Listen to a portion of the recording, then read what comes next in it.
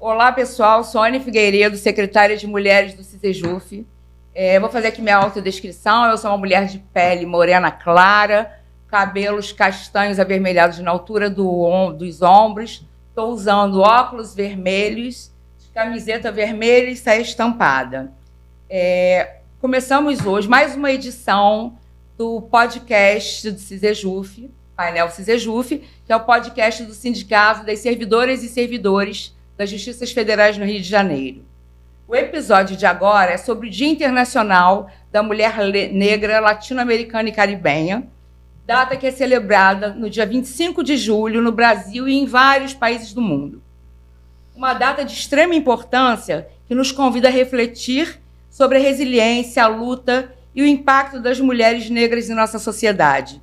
Essa ocasião não apenas nos proporciona uma oportunidade de homenagear as conquistas dessas mulheres, mas também de reconhecer os desafios enfrentados por elas ao longo da história. E para conversar sobre isso, está aqui com a gente um time de peso para falar sobre as vivências e lutas da mulher negra, latino-americana e caribenha. Oi, pessoal, eu sou Patrícia Fernanda. Meu salve aos companheiros, às companheiras, servidores e servidoras da Justiça Federal do Rio de Janeiro, demais ouvintes do painel CISEJUF e, especialmente nesse episódio, o meu salve para as mulheres pretas que nos ouvem. Vou fazer minha autodescrição. Eu sou uma mulher negra, uso tranças aloiradas. É uma alegria estar com vocês na apresentação dessa edição super especial do nosso podcast.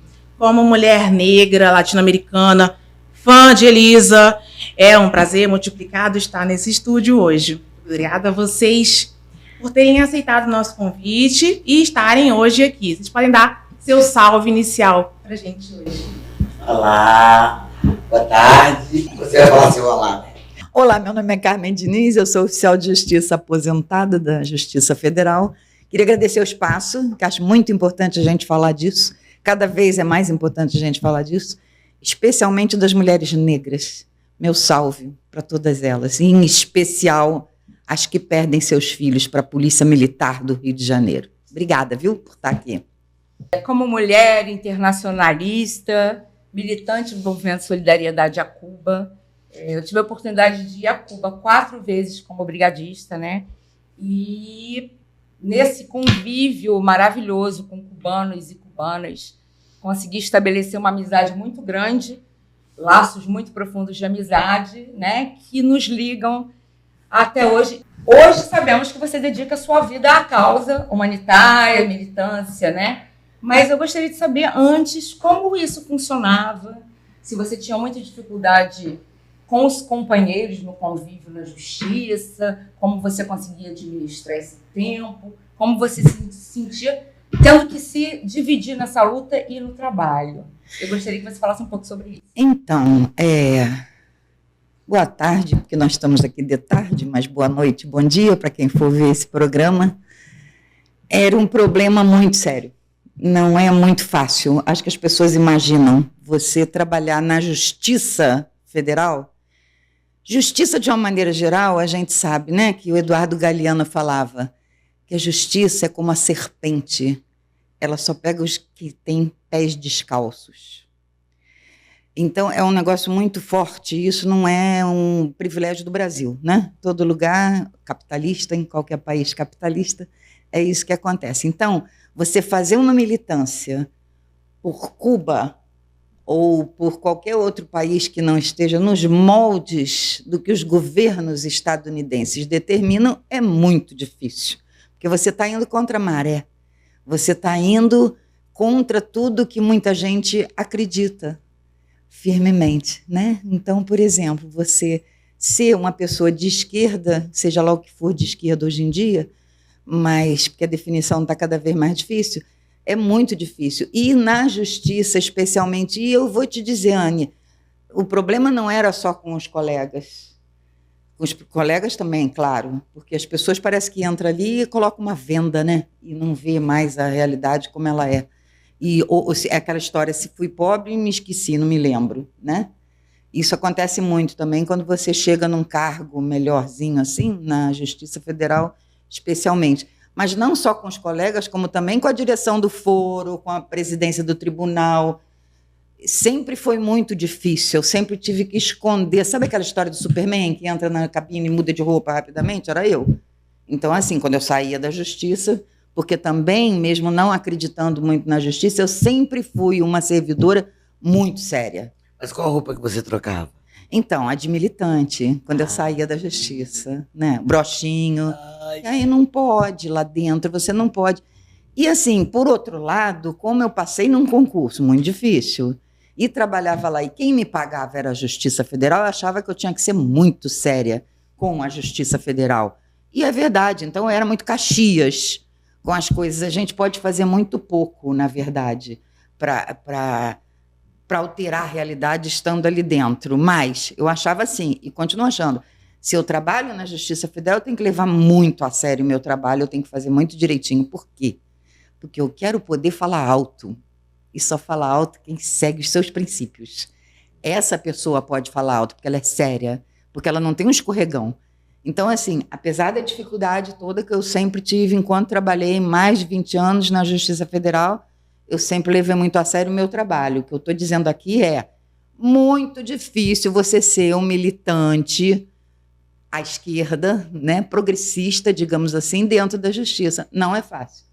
Mas acho que eu passei no teste, consegui aposentar, né? Então... Pois é, eu também estou aposentada, por isso agora a dedicação maior ao sindicato, né?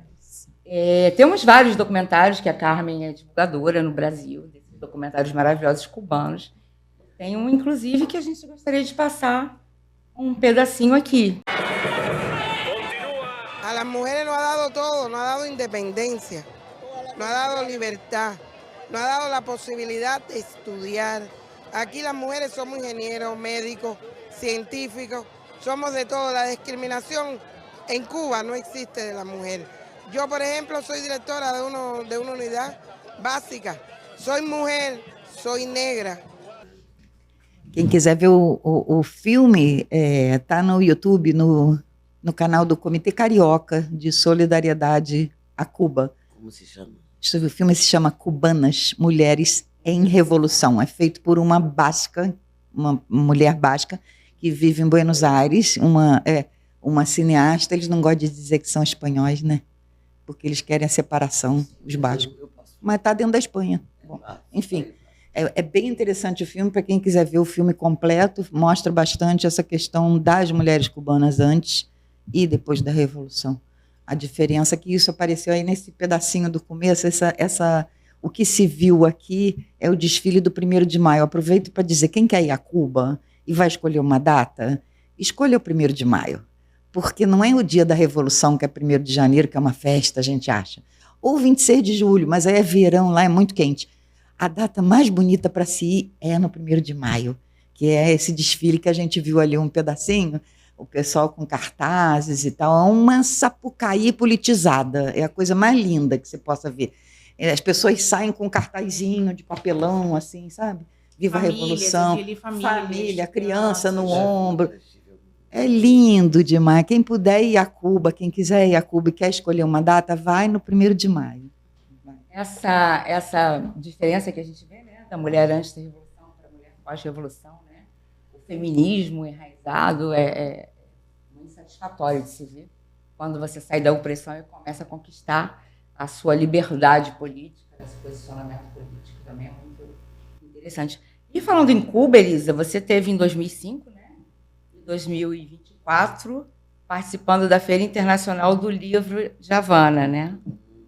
Queria que você falasse um pouco seu olhar sobre Cuba e o que podemos aprender com as cubanas e cubanos. Eu acho que nós estamos numa situação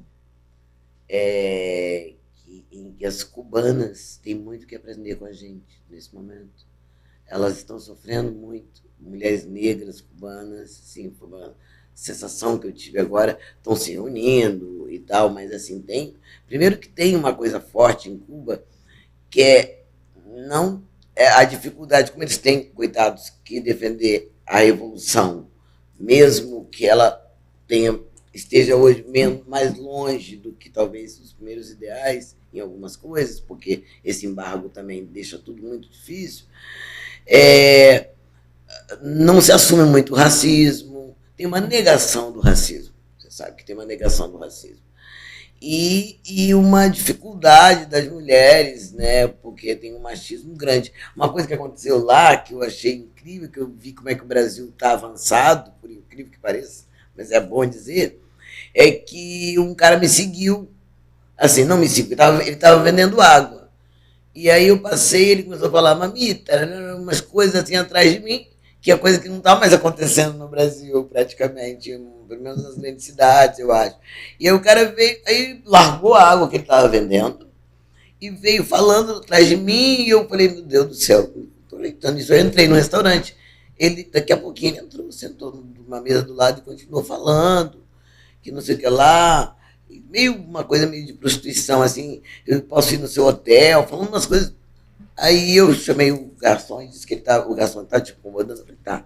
Enfim, mas eu quero só dizer que é uma coisa que o Brasil já está mais educado nesse sentido de que é assédio, que é importunação. Enfim, tem uma coisa aí que é um exercício. Estou falando isso com muita delicadeza, porque eu amo muito Cuba, mas acho que tem um passo para se dar ali, sabe? Falta um passo. Não pode ter um baluarte para mim da democracia, não pode ter preso político. Para mim, não pode ter preso político. Eu entendo que tem que fazer a história da revolução, não pode se perder, mas não pode ter preso político porque discorda do governo, entendeu? Não pode ter. E eu lembro que tive essa grande discussão quando a nossa querida Beth Carvalho era viva. Você está a favor do embargo? Eu falei, que isso? Eu estou a favor do embargo. Nós éramos apaixonados uma pela outra, mas tinha às vezes esse embate, porque eu acho que tem o sonho da revolução, porque Cuba era, como disse o Lula aí num discurso, um prostíbulo dos Estados Unidos, né? Um bordel, e de repente virou a potência que é, a potência de conhecimento, e ao mesmo tempo sofre essa exclusão, né, mercadológica e tal. Mas passou do ponto da revolução para mim, sabe? Tinha uma hora que tinha que fazer eleição, tinha uma hora que eu acho que se estendeu demais, eu acho, o império de Fidel Castro. Isso é o que eu acho. Eu acho que a gente pode criticar sem nenhum malefício à esquerda. Pelo contrário, a esquerda precisa... precisa crescer nesse lugar, sabe? Eu não quero encontrar como encontro profissionais liberais me pedindo shampoo, o advogado me pedindo shampoo do hotel por causa do embargo, sabe? O azeite. É muito triste.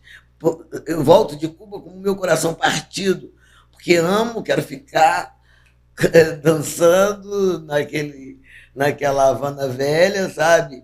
E quero, ao mesmo tempo, que ninguém... Quero me curar lá, porque é a melhor medicina do mundo, e, ao mesmo tempo, não quero que o médico me peça o azeite que eu trouxe, que eu posso pegar no restaurante. Eu quero fazer aqui uma chamada para uma peça que eu escrevi a propósito dessa nossa conversa, chamada Perigosas Damas. Não escrevi sozinha, não escrevi eu, Denise Stutz e Giovana Pires. Está em cartaz no Sesc Copacabana, termina domingo agora. Imperdível. É chato, porque eu participei da dramaturgia, estou parecendo puxando a sardinha. Mas é sobre a legislação de nossos corpos, que é feita há muitos anos pelos homens. Se não fossem os homens... Quem teria a ideia de que é obrigatório dar para o seu marido? Só pode ser um homem, né? Criou uma lei dessa. Eu duvido que uma mulher pensaria direitinho sobre isso. É obrigada. Né? Pensasse isso. Outra coisa, quem teria a ideia de fazer com que a mulher, ao casar com seu estuprador, ficaria livre da pena? Um homem. Então, assim, só para dizer que essa história é uma história em cima de uma pesquisa do livro da Thaís Dumé, chamado História de um Silêncio Eloquente, que é quantas mulheres foram encarceradas desde 1930 no Brasil, as primeiras presas, como os conventos, os hospitais psiquiátricos também faziam parte dessas prisões. Então as pessoas, e os prontuários são absurdos, assim, namoradeira, e aí presas. Então eu acho que fica aqui o convite, Perigosas Damas, e vai até os dias de hoje e tal, e fala das outras camadas de prisões nossas. Vamos registrar, vamos lá prestigiar. Só registrando um pontinho, só puxando um gancho sobre o que você falou, né? De homens que legislam sobre nossos corpos. Importante, a gente acaba focando muito em Cuba, porque como nós somos militantes da solidariedade cubana e conhecemos um pouco mais, a Carmen é mais ampla, né? Eu falei, a minha impressão é turista, né? Não sim, sim. E aí é bom a gente registrar que Cuba tem a quantidade maior de mulheres no parlamento, né? De cubanas. Mais 57%. Isso elas têm muito que ensinar. 53%. Só para comparar, assim, no Brasil nós somos 14%. Elas têm muito que nos ensinar nesse lugar. Muito caminhado. Nós temos uma outra questão também, último ponto, que é a questão que a gente estava conversando até antes, né, Carmen? Sobre a licença maternidade, que não é maternidade. Né? Na verdade, é uma licença para criança, né? Não é uma licença maternidade, porque é uma licença que é dada. Agora ampliaram esse ano para 1 ano e 3 meses. A criança, 15 meses, né? Que a criança vai ter, que a partir de aí ela tem não é a mãe que tem a licença maternidade, é a criança que tem, porque essa licença não é só para a mãe. Ela pode esticar para o marido, para a avó, para a tia, para o vizinho, para quem ela achar que pode cuidar da criança. Por que o Estado faz isso, o governo? Porque o governo aceita nos círculos infantis, que seria a creche aqui, a partir de 1 ano e 3 meses. Então, o Estado fala, bom, enquanto eu não puder criar, ajudar, então a mãe ou o pai, ou seja, com 100% do salário, ficam em casa cuidando dessa criança. A partir desse espaço de tempo, dessa idade, a criança vai para o círculo infantil. É justo, né? É muito justo. Agora, engraçado, uma coisa interessante, vocês falando isso, as duas vocês estão falando isso, eu pensando, a minha primeira experiência em Cuba foi uma porrada, porque eu fui com aquele sonho, eu sempre fui de esquerda, minha família é de esquerda, eu sou com muita honra de esquerda. E eu cheguei lá e levei um susto, porque eu sou negra, né? E o buraco é mais embaixo. Então eu estava num hotel maravilhoso no Caribe e sendo maltratado toda hora, que trocava o turno do cara do hotel. Aí eu falava, não, sou brasileira. Oh, perdão, pensei que era cubana, desculpe. Então, pensou que era cubana. Então, se fosse cubana, ou seja, os cubanos sofrem racismo o tempo inteiro. Só uma questãozinha. Como todos. Não estou. Não, eu sei. Não é uma exceção no mundo, não. Não. Claro que não. Mas a questão é que você não muda a mentalidade de um povo inteiro em 60 anos. Você não consegue, em 65 anos, mudar a mentalidade. Porque é mudança de mentalidade isso. Eu sei, mas o que está acontecendo aqui na nossa conversa? A misoginia. É que não é contra Cuba isso que eu estou falando. Não, eu sei que não é. E a realidade é essa mesmo que você está falando. E é no Brasil também. Claro. É no Brasil também. Me deu um susto a primeira vez que fui lá que falaram. É porque, quando fizeram esse gesto, eu falei, o que é isso? Como assim? Eu estou em Cuba. Mas tem. Eu vivo isso no Brasil. É isso. Eu só vou fazer uma parte. A gente falou de Perigosas Damas. Não é que a gente vai exibir esse episódio dia 25 de julho. Então, talvez já tenha acabado essa temporada do Perigosas Damas. A gente tem uma previsão de segunda temporada? Tem, vai estar no teatro, não está na rua. Não está na rua, no teatro aqui do Aminadade. Está na rua do Aminadade. É verdade, Teatro do Oprimido. Aqui. E é aqui no centro, tá, só não sei exatamente a data. Tá, mas a gente pesquisa. Mas acho que vai ser em agosto. Ótimo. Para a gente seguir aqui, a gente pesquisa no Insta, eu já sigo, vocês sigam, para acompanhar o Perigosas Damas na segunda temporada, provavelmente em agosto. Eu vou ainda falar, eu vou trocar aqui a ordem, tá, Anne? Desculpa, que eu troco as coisas, troquei até a cor do vestido. Eu queria saber Uma amiga minha era assim, trocou o marido, sem querer. Amor, não vai acontecer. A gente tem aqui a ideia de literatura, né? Vocês falaram aí da Feira do Livro de Havana, e o tema foi Ler é Construir Identidade. É um tema que fala, né, da arte como emancipadora. E aí eu queria que a Elisa falasse da proposta do Instituto Casa Poema. Eu comecei a acompanhar há pouco tempo, fiquei encantada. O Instituto Casa Poema é uma instituição de ensino fundada pela Elisa e a Giovana Pires, que é a protagonista do monólogo Perigosas Damas. Tô ligada. Vi alguns vídeos do Casa Poema no YouTube, um projeto que eu vi recitais, vi um projeto com alguns quilombos, fiquei encantada, me emocionei. Tem episódio que parece um documentário ou até um curta, porque tem poesia, tem a timidez, aí tem a perda da timidez. É encantador. Eu queria que você falasse um pouco dessa metalinguagem, né? Porque eu acho que é metalinguagem. Quando a gente fala de poesia, fazendo poesia, ela faz o próprio aula, os encontros são poéticos. Minha professora de português está muito orgulhosa de mim, né? Falei metalinguagem, Elisa Lucinda. E aí, eu queria que você falasse um pouco do Casa Poema, como surgiu, se está ainda rolando, e sobre a educação e arte como instrumento aí emancipatório. Eu vejo, adorei a pergunta. O Instituto Casa Poema, claro, está totalmente em vigor. A gente trabalha com várias instituições e principalmente com ministérios públicos do Brasil. O Ministério Público do Trabalho, temos muitas parcerias com os ministérios do Brasil. E é muito legal, porque como a gente trabalha, a gente escolhe, começa assim a gênese. A Organização Internacional do Trabalho, a OIT, nos convidou para fazer um trabalho para sensibilizar a polícia, para que a polícia olhasse uma menininha que estava ali, cracuda, dependente, de 13 anos, e não fosse ser mais um abusador dela, e que ela não era diferente do que a filha dele. E como é que vai mostrar para o policial que ela vale tanto quanto a filha dele? E aí uma pessoa que eu conheço de lá viu, eu conheci depois, viu meu recital e falou, eu acho que esse jeito de Elisa tem que falar poesia, pode tocar. E a gente procurou, a gente encomendou-se a nós um curso que a gente chamou de Palavra de Polícia e Outras Armas, que era ensinando a polícia a falar poesia. Foi maravilhoso. Nas regiões mais casca grossa assim, de violência no país.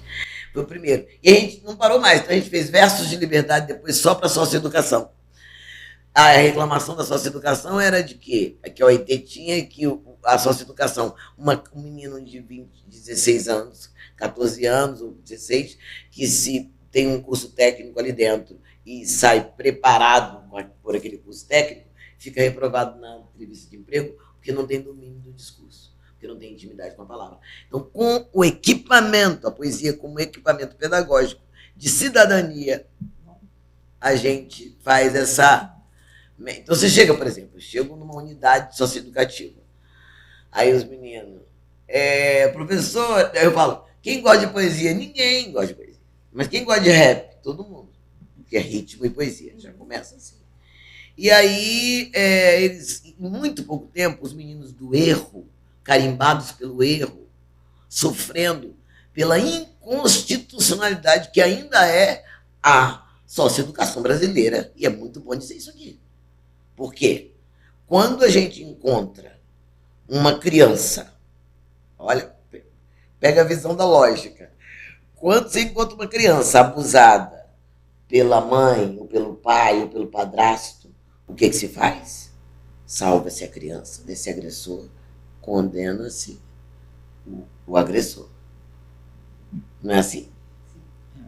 Mas quando uma criança é pega porque foi aliciada com 13 anos no tráfico, ninguém protege essa criança, não prende a criança. É verdade.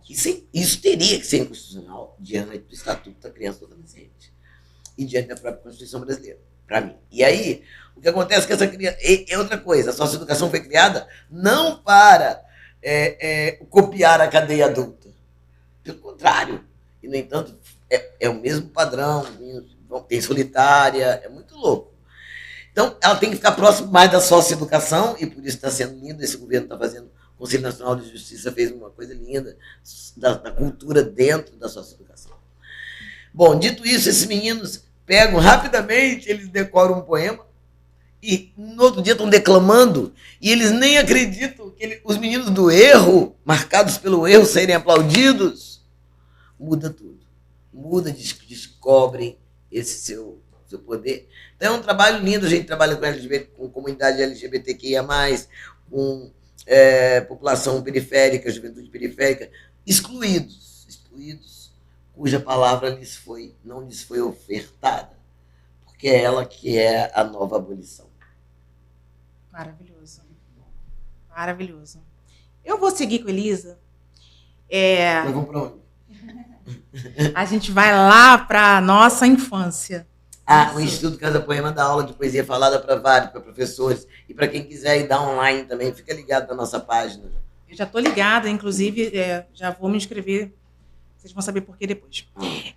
Eu estou voltando na infância porque eu fiquei sabendo, e aí você vai me dizer qual é a idade certa, que por volta de uns 10, 11 anos de idade, você foi fazer a aula para saber declamar. E teve, claro, o incentivo dos pais, porque que criança vai sozinha fazer aula. Então, os pais incentivaram, os seus pais... Meu pai e minha mãe que tiveram a ideia de tiveram a ideia, olha só. Eles que tiveram a ideia. E aí, Elisa, com 10 anos de idade, fazendo aula de declamação. Eu me lembrei da minha própria infância, dos meus pais me incentivando. Eu lembro que eu devia ter essa idade, 10, 11 anos, que minha mãe faleceu com 11 anos, e eu lembro da conversa dela com meu pai, eu devia ter uns 10 anos, e ela falava assim, essa menina vai ter que estudar, porque ela estudou até a 4ª série, eu imagino que ela tenha pensado em estudar até a graduação. E meu pai falou assim, não, ela tem que trabalhar também. Enfim, eu trabalhei, estudei, deu tudo certo. Mas eu pensei nisso, da importância dos pais que incentivam, especialmente uma menina preta. Eu não vim do interior, mas meus pais vieram do interior, eram empregados domésticos. Enfim, eu queria que você falasse de um episódio que tem a participação da sua mãe e de uma entrevista com a Elba Ramalho. Eu queria saber como foi. Elisa era jornalista já, e aí vai entrevistar a Elba Ramalho, e aí uma chave se vira. É isso na sua carreira? Com interferência da sua mãe? Como é que é essa história? Eu era jornalista, me formei em jornalismo, mas eu queria ser atriz. E mesmo jornalista, ainda eu tinha um grupinho de teatro no Espírito Santo. E aí eu cobri política. Até eu trabalhava na TV Globo, de lá que era a TV Gazeta. Já me formei como jornalista, repórter. Então, já me formei empregada nesse trabalho, nessa televisão. E aí eu fui entrevistar o Ramalho, que estava ensaiando aonde? No meu teatro. O teatro onde eu falava poesia desde 11 anos. No meu teatro, onde eu fazia meu teatro universitário. Ela estava no meu palco.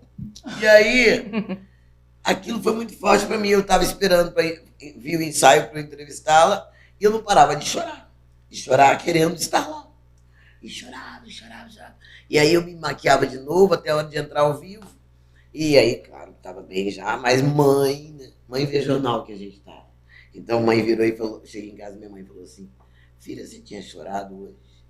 Eu achei seus olhos mareados. Eu falei, mãe, eu não quero mais dar notícia, eu quero ser a notícia. E ela falou, então chega de enrolar, vamos para o Rio de Janeiro, para de enganar e ludibriar o seu sonho, que a gente vai te ajudar. E aí eu vim fazer. Aí quando eu vim para cá, eu já tinha 28 anos, um filho de 4. E um filho de 4 anos. Você não sabia? E um casamento desfeito, mas um super parceiro, o pai do meu filho, que mudou para o Rio para ajudar, para criá-lo junto comigo. E foi com ele que eu deixei o menino por 3 anos, antes de chegar aqui, de trazê-lo, né? Hoje é um crítico de cinema, Juliano Gomes, um cara incrível, professor da FAAP, é um curador do Instituto Bandeira Salles. Coruja! Mas ele é maravilhoso. Você conhece? Não, isso é verdade. Confiando. Não, mas ele é maravilhoso mesmo, não é só eu que digo. Enfim, mas é isso. Isso foi definitivo na minha vida, de maneira que a poesia, para mim, a literatura, para mim, é a coisa mais divertida que existe. Eu tenho que me controlar, porque tudo da poesia. Aí você vai, tá no espelho, faz assim, e aí não sei o que, o passarinho. Tudo é poesia, tudo dá escritos. Tudo dá, o que não dá? Isso é muito difícil, sabe? Então, e é gostoso que é como um jogo. Por exemplo, seu cabelo é muito bonito, eu acho, o seu. Então, se eu tivesse que descrevê-lo, eu adoraria descrever, entendeu? Eu ia falar que os fios do mesmo tamanho. Entende? Eu tenho um trabalho de tradução, é um tradutor. O escritor é um tradutor, né? Traduz a realidade em palavras. Eu fiquei viciada nisso. Felizmente, plantaram essas mudas no meu coração de palavras que transformam o mundo. Cá estou. Brava decisão, né? Que está aqui nos presenteando hoje com essa arte maravilhosa. A nós é o mundo, né, amiga? Sim, obrigada. Delícia. Bom, a gente está falando de cultura aqui, né? E a gente sabe que em Cuba, voltando a Cuba, tem a questão das novelas, né? E a gente aqui, como tem preconceito já muito grande com novela, que é bem complicado, a gente sabe que, né, Cuba parava até ônibus, parava transporte, tudo para todo mundo ver novela e tal. E até hoje eles têm uma paixão muito grande pelas novelas brasileiras. Maravilhosa paixão. De lá agora, bem incrível. Muito. É muito grande. Eles adoram as novelas brasileiras. Mas nós também, a gente não tem preconceito, não. Não, mas são boas, eu tenho que reconhecer. Eu não suporto a TV Globo, mas... São as melhores novelas do mundo. Brasileira. É a Hollywood brasileira. Sabe fazer novela como ninguém. A gente tem que encarar a realidade. O dia que a gente tiver nossa televisão, quem sabe? Mas por enquanto não temos. Mas vai ter critério de seleção, adoram, né? Eles adoram. E eles ficam querendo saber o final da novela. Nunca vi isso, que é spoiler. Não, mas a fulana acaba com não sei quem. Não, mas isso é muito engraçado. Eles querem saber porque a gente chega depois que já passou aqui, né? É verdade. Então, por exemplo, vale tudo. Você vai em um restaurantezinho pequenininho, familiar, chama Paladar. Paladar. Por quê? Por causa do Vale Tudo. Regina Duarte. Da afinada Regina Duarte. Da afinada. E aí você vai falar para eles que é a afinada Regina Duarte. Fala, não é possível. Ela é a Raquel. Não, é afinada não. Aí você fala, houve porque aquela morreu, é outra. Porque quando a gente conta... Não, ela é bolsonarenta. Eles não acreditam. Eles falam, é a Raquel do Vale Tudo, aquela mulher anticorrupção, não é isso? A Raquel tá então, lá. Assim, mas eles adoram. Agora está passando aquela que passou aqui, que chamava Bom Sucesso, com esse nome aqui no Brasil. Era o Antônio Fagundes, a Graça Massafera. Né? E ele tem tem um negócio de livro, né? Eles valorizam muito também esse conteúdo. Tem uma biblioteca linda e eles valorizam muito esse negócio. Você viu na Feira do Livro. É o que o Fidel falava, não creia, leia. Então, assim, o livro lá é quase de graça. Então, o livro lá é uma coisa muito sagrada. E aí eles acham que o Antônio Fagundes é o máximo, né? Porque ele tem o livro, não é o personagem. Não é, se bem que ele gosta de livro mesmo, o Antônio Fagundes. Mas eu acho que eles li outro dia uma entrevista. Desculpe, eu acho que aqui também é assim. Confunde, né? É claro. A televisão traz... Isso, é verdade. Mas eles adoram. E assim, não é qualquer novela também que passa lá. Eles escolhem as novelas que... Sim. Claro, que né? Uma mensagem, eles sabem que a Globo é nossa inimiga, eles sabem disso.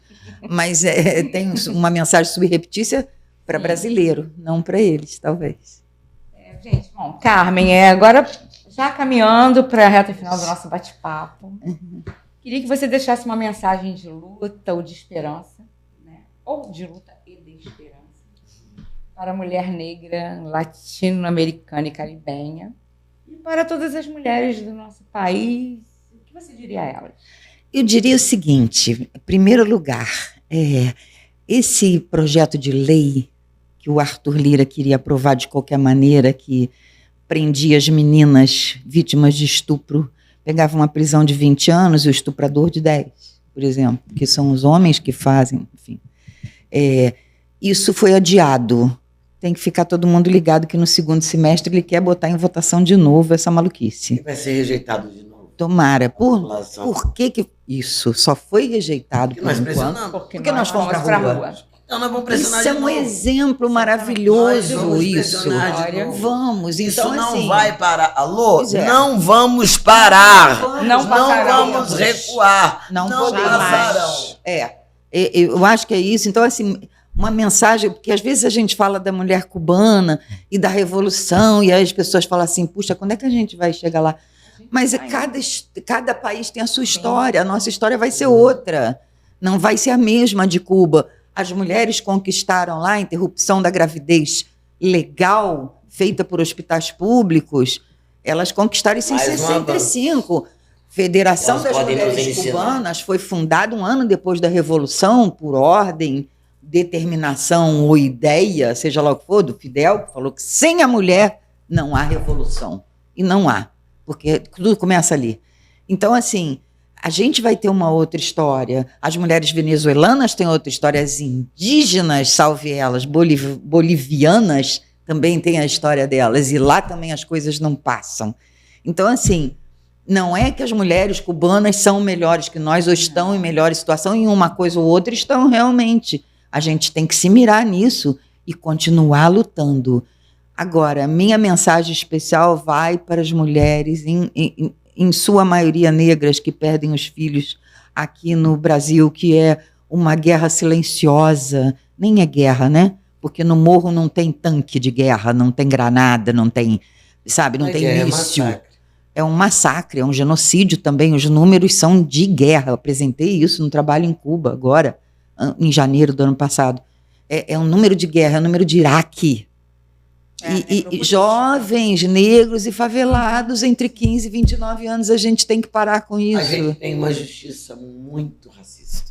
Mas é seletiva? Seletiva. É muito Não seletiva. veio, muita gente não veio. Para a mulher também, Elise, e vou te dizer, no Código Penal, você estava falando daquele negócio que os homens é que fazem as leis? Rapidamente, no Código Penal você tem 2 tipos, assim, por exemplo, em tipos diferentes, em artigos diferentes do Código. Homem honesto e mulher honesta. O que é um homem honesto? Homem que não rouba? O que é mulher honesta? Mulher que não trai. É a mulher que não namora, é a mulher. Isso é a mulher honesta, essa é a definição.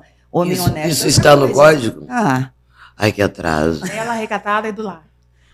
tipo isso. Então, assim, a gente vai continuar lutando. A mulherada aqui no Brasil é muito forte, muito mais forte do que imagina, desde Dandara.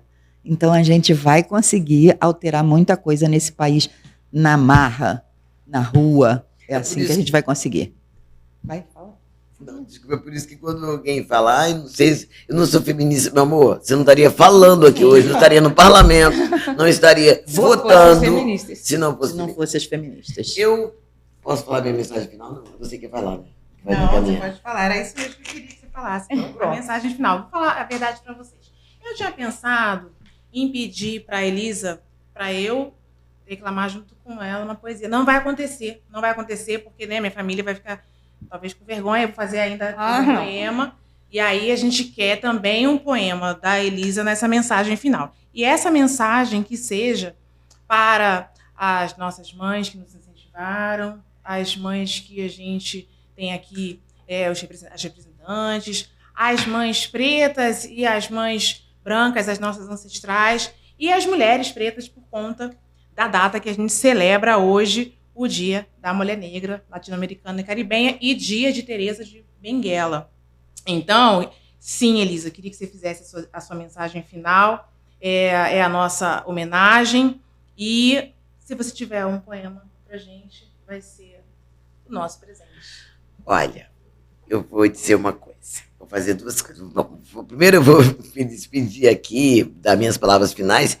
Eu estou muito centrada, focada para poder proteger as mulheres e que a gente consiga chegar num lugar de dignidade cidadã seguro. Meu foco está sendo acabar com a 5ª série do planeta. Eu não os homens todos estão na 5ª série, com 60 anos, com 10, com 20. É impressionante. E isso inclui tanta coisa. Gente, é tanta coisa.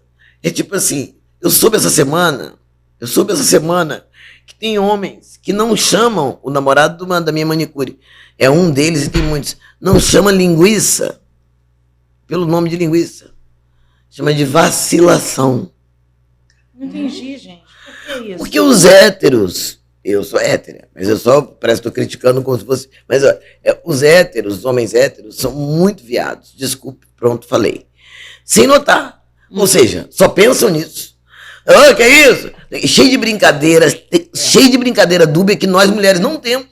Uma preocupação. Uma preocupação. Quem vai lembrar? Aí, linguiça é chamada de vacilação por causa da forma fálica. Eu não vou comer vacilação. Olha que loucura! Isso não é antigo, não. Isso é agora em várias periferias. Eu só quero dizer, isso é um exemplo, isso eu chamo de quinta série. E nessa história, essa grande cultura, junta com isso, com as violências sexuais, não estou falando de estupro, não. Violência no sexo. Tem mulher que acha que sexo só sente prazer apanhando na cama. Que foi uma coisa instituída muito pelos roteiristas desses filmes pornôs. Você vê que a mulher não está gostando daquilo. Fuck me, fuck. A mulher não está gostando daquele negócio, não. Sabe? Eu quero fazer uma outra abordagem. Como é que a gente cria novos meninos? E como é que a gente planta no coração desse homem outra planta, uma planta amorosa? Porque foi um massacre dos homens doces, o patriarcado. Um massacre da sensibilidade masculina. Gerou esse homem com essa guerra no peito. Esse monstro que a gente tem que falar com as meninas. Você tem que educar uma menina para proteger a menina do homem, o nosso predador. O que é isso? Uma sociedade que supervaloriza a mulher, a mãe. Não fala da minha mãe é tudo, mas mata a mãe do filho dele. Tem uma loucura acontecendo, a gente vai ficar fingindo que não está vendo? Então, assim, meu negócio não tem como nos proteger sem trabalhar objetivamente com os homens. Então, eu fiz ontem um poema, ontem à noite. E eu queria ler esse poema, que é: no fim, eu quero a paz no mundo. E nós, mulheres, ficamos com essa incumbência, né, de trazer a paz para os nossos, tendo um agressor dentro de casa muitas vezes. 99% dos homicídios são feitos pelos homens, gente. Não pode ser. Isso não já não pode ser que é uma hipótese, sabe? Fato. Nenhum fato. Nós estamos. Essa educação masculina gerou homens assassinos. Olha que loucura. Assassinos das mulheres. Outra coisa, 88% dos casos de assassinato, de feminicídios, o motivo é porque não aceitava a separação.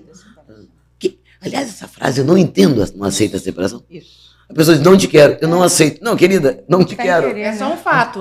Gozar Deus, eu não aguento. A minha autoestima não me permite ouvir de novo. A pessoa falou que não me quer, olha. Isso. Eu não quero que a pessoa repita, não. Não aguento ouvir. O cara. Enfim. Então eu vou falar esse poema, chama Carta ao Jardineiro. Que eu espero que chegue ao jardineiro. Aos jardineiros. Esse a quem eu me dirijo. Amo o homem bom. A coisa que pode ser mais bonita num homem é o seu coração. Um perigo para o meu. Essa natureza enfeita o homem inteiro, perfuma ele, irresistível. Coisa que imediatamente na minha alma ecoa é o rebanho de emanações que costuma vir de uma pessoa boa. Incrível. Sol ambulante iluminando discretamente a paisagem, limpando os ares, saltando com leveza os muros, como lhe cai bem o olhar puro, não imaturo. Como é bonita a disposição para trabalhar, a dignidade de ser justo, a tranquilidade de não roubar, a valentia de não se vender, a coragem de ser um homem amoroso em meio às atrocidades impregnadas no arcabouço masculino demodê do caquético patriarcado atrasado em relação aos avanços do viver. Como é bonito o coração honesto, estendido urgente no peito, querendo só ser. Não que não seja também errante, mas tem a não guerra no propósito, esse doce caminhante, o coração exposto, erguido em silêncio e ao alto, tal qual uma bandeira da paz hasteada na tarde. Meu Deus, o quanto de pintura há na literatura, rebrilha na minha frente este homem furtivo, fortuna, riqueza que compartilha sem ninguém poder roubar. É fonte para uso dos irmãos que seguem sobre o chão, cada um para algum lugar. Que cerimônia, que cerimônia. O homem está lindo aqui, todo de branco à minha frente, estampado na sacada da memória, exatamente diante da entrada da varanda florida que construí na minha mente.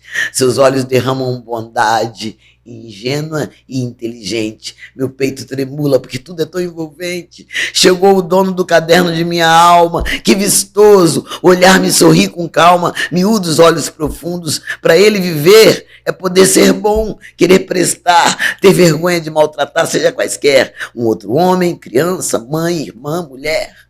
Bonito vê-lo raiar, cidadão, ter compaixão pelo mundo inteiro, espalhar ervas em mudas sobre os canteiros, ser do mundo jardineiro e apanhar infinitos com a mão. A coisa mais bonita num homem é o coração bom. Brava! Lindo, Elisa, que bom. Tenho certeza que plantando esse homem bom, teremos também uma vida nova para a nova mulher. Isso. Amém. E nós somos as mães e as mulheres que temos que regar essa plantação, né? Exatamente. Educar os meninos para a ética do cuidado. Façamos isso. Peçamos aos nossos filhos para fazer sanduíche para nós, botar a mesa, cozinhar para a família, ensinar os meninos a cuidar. Faremos. Não só os meninos, mas também os homens. Por favor. Os meninos vão virar homens. Os meninos que virarão homens, sejam eles de todas as idades, tanto os meninos quanto os homens. Pelo fim da quinta série! Gente, foi um prazer estar com vocês aqui hoje. Muito obrigada, meninas. Muito obrigada ao nosso público de hoje. Estamos encerrando e esperamos vocês nos próximos episódios do Painel CISEJUF. Parabéns. Muito obrigada e agradecemos especialmente as nossas ancestrais, as mulheres que vieram antes de nós e que pavimentaram os caminhos para que a gente hoje possa estar aqui. Isso aí. Um salve especial para as mulheres negras, muita força, porque o antirracismo está junto com a gente também, mulheres de peles mais claras. Estamos juntas nessa luta. Obrigada, gente. Obrigada, gente. Obrigada. Tchau. Tchau, tchau. Até o próximo.